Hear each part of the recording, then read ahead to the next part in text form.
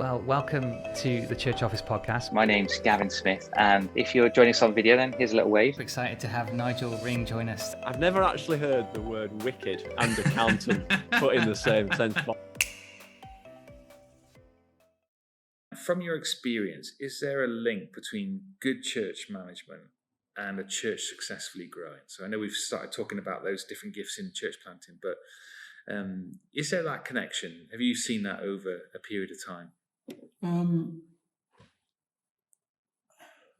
Yes, I've seen it, but I've not seen it formally and analysed it enough yet. But I would say just to repeat a little bit what we have said, but I think it's very appropriate here, that the church management and church administration, I think, needs to focus on how to release people into their gifting and how to make the church attractive to the people who aren't in the church. If we believe, as I passionately do, the church exists primarily for those who aren't in it. Exactly right. How do we get the people who aren't in it into it? Yeah, that's right. Because that's what will bring the growth. Yeah, that's right. And so welcome, relationship, good website, all those sorts of things all speak of the community I'm looking to join. Yes, yeah, they do. Yeah. Someone who outside is looking around. I think the people on the front door are particularly important. I remember the very first church we ever planted, which was way back in the 1970s, shows how old I am. We had a family who came one Sunday from a church situation where they were very hurt. Okay. And they told me afterwards that they determined that they would spend 6 months not committing to any church. Okay. They would just travel around different churches. Right. They came to our church on the first Sunday and were so welcomed at the door, they never went anywhere else. That's great. And they moved through into leadership within the church. Then they went off church planting. Right. Because of the welcome. Yeah. And the guy on the door, he had a smile that went 3 times around his face. He had a handshake which was strong and affirming. He knew how to introduce them. They had young children to another family who also had young children. Yeah. You know. That's great. Yeah. That shop window, as it were, that entrance is so important. I cannot overemphasize the importance of a good welcome. I visited a church a few years ago now, which is well known. I certainly won't mention it, but I was a visitor, and the couple on the door were so busy talking they didn't even notice me come in. Okay. And certainly when I have been on welcome, and I love being on a welcome, I will often put myself there even if I'm not on any rota because I just enjoy it. And someone starts talking to me, I will say to them, look, sorry, can we talk about this later? I want to be available for the visitors. And I will it needs that priority. Deliberately state that. Yeah. So I would say that, this all comes out of church management and church growth, but getting that front door right is so important. Yeah. And that as people arrive, there's a sense of order and peace. Yeah. There's not someone still testing out the PA. The PA is not being tested at a volume you can't hear yourself think and talk. Yeah. The coffee is already there. Yeah. All those sorts of things are in place. That's where church management, I think, helps towards church growth because it's helping bring the visitor in. Yeah. And if we're not looking for visitors to come to faith, if they're not already people of faith, that's how growth is going to take place. Yeah. There was a bit of a reaction, wasn't it, to just being so visitor focused. But I feel like, it is such an important point, isn't it, that we want visitors to be able to come in, and as they feel relaxed and at ease, when they hear the good news of Jesus, they're more likely to just receive it, aren't they? Rather than thinking, oh, I don't like it in here, or I'm cold in here, or this is too loud and nobody spoke to me, all those things. So I love your example because it just, somebody comes into a church hurt, they've already got some bit disillusioned, and the welcome is the thing that they remember. The welcome is the thing that transforms them, that they feel part of a family, and then they go on and serve other in the church plant. I mean, all that thread, you just go, that's amazing. And that motivates me to think, how do we welcome folk? And what am I going to be like as an example? And And it's also, a I good think point. to educate the church to be a welcoming church. Sometimes you can go into a church, and almost the illustration I gave a moment ago about the two people who just went on talking. People get into cliques because they haven't seen their friends for a week and so on. For the visitor coming in, it can be quite a cold, unfriendly atmosphere. Everyone else is chatting, clearly happy.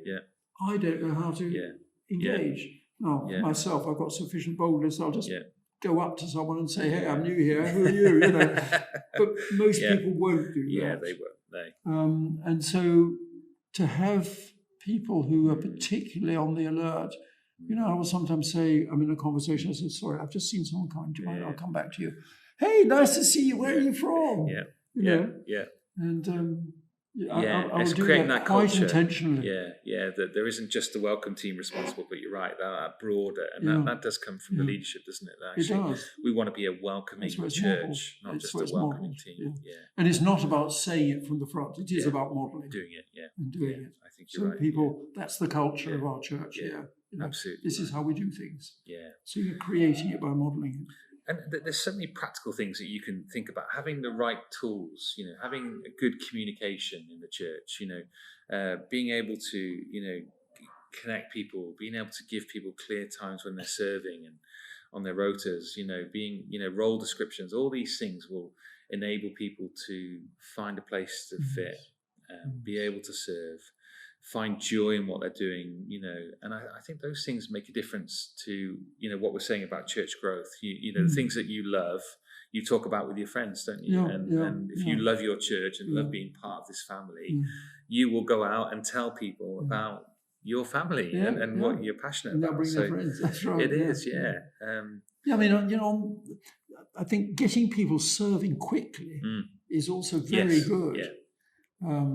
We've got a young man from, I think he's Indonesia or Malaysia, who's just recently, I mean, within the last month, come to our church. And quite quickly we learned he was a bit of a musician. So last Sunday he's sitting there on the drums. Great. Wonderful. You know? And it doesn't really matter if he's not very good. But he now feels accepted and a part of it. I mean, actually, I think he's a guy of huge potential. I expect great things of him. But nevertheless, you know, we quickly, in a unthreatening way, said, "Hey, how about you join in with the worship team? Come play the drums." Absolutely right. He was as happy as anything. You know? Absolutely right. And he's not going to go away in a hurry, because he's been accepted and welcomed in. That's right. I think that's good. And I think on this point here is, you know, certainly, you know, we exist for those outside the church. So what events and things that are we doing that's reaching into the community, that's reaching into unbelievers? How do we ensure that we do those things really well? That people are fed well, they come to something that's organised, that's well publicised, that they feel that they're welcomed when they come. You know, those outward-facing ministries are really, you know, go down to the details. How, you know, get somebody involved who loves details, who loves the planning, who loves to be involved in things, because those events can make a real impact on people, can't they? That we can underestimate actually. So I think that's where I see some of the connections, you know, in terms of growth, rather than just transfer growth, but actually new believers. We want to see people changed by encountering God, but also make sure that at the end of any such event, there's a thread that people can continue to follow through. Quite often, if there's a visitor in our church, I'll maybe chat to them over a cup of coffee before the meeting. Before they go, I'll try and get a chat to them again. I said, "It'd be lovely to see you again. No pressure at all with what I'm about to say, but we do have a WhatsApp group where we tell the church when the next meeting is and so on. Would you like your name on there?" And people are perfectly clear, "No, I'm not ready for that," which is fine. But if you kind of get them onto the WhatsApp group, they then can subliminally be picking up little bits of news that are going on. Being, you know, they're learning about the feel of the church, even if it doesn't directly apply to them. That's right. They're gaining something. That's really helpful. So I think there is, like you were saying, I think there is a connection. I think if you feel like your church isn't growing, and I don't know whether that's a question, we don't know the context for Phil here, but if that is the question, then maybe get some help from outside. Say, what could you do differently? You know, would you come and visit us on the Sunday and just think about, give me some feedback, because we do come in familiar, don't we? Yes, We do come, yes. we know the pattern, we know how it works, we know the Yeah. flow. But for a new person, you know, what's happening? I mean, we announced on Sunday, right?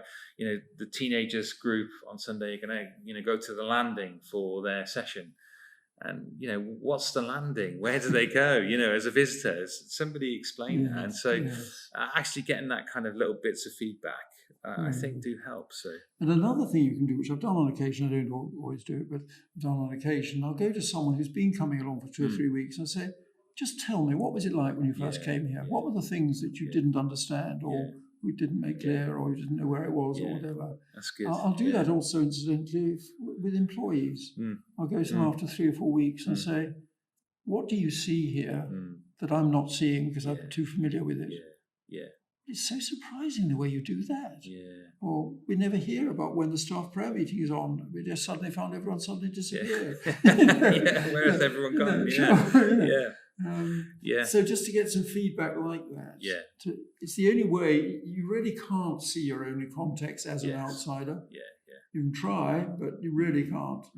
But there's an impact for someone who's coming into a fresh environment of things that strike them that you can learn from. And I remember what you were saying about in Act 6 before about, you know, the problem that arose there, and, you know, people were deployed, deacons were deployed to go and feed these widows. And, you know, you read later on in the text that, you know, the word was preached and the church grew. And many were added, and you go, that was great. So there clearly was something that happened there that brought some organisation that resulted in fruit. And I think that's kind of the link here is definitely there. So lovely.